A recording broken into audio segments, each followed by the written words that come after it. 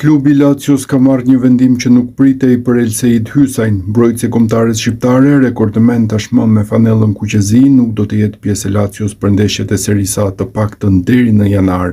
Në fakt, mbrojtësi po vuante një dëmtim që pësoi me kombëtare në ndeshjen ndaj Anglisë, kur la fushën në minutat e para të sfidës. Ai dukej se ishte drejt rikuperimit, por kështu nuk e mendojnë Lazio. Klubi ka dalë dje me një komunikat ku bënte të ditur se Hysa ishte hequr nga lista e futbollistëve për Serie A, duke vendosur aty Fisajo Dele Bashiru.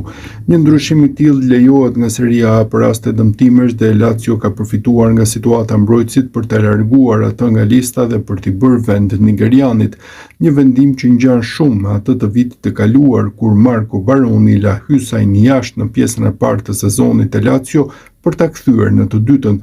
Por tashmë bën shumë përshtypje pasi në stolin e skuadrës është trajneri që e njeh më mirë, Maurizio Sarri.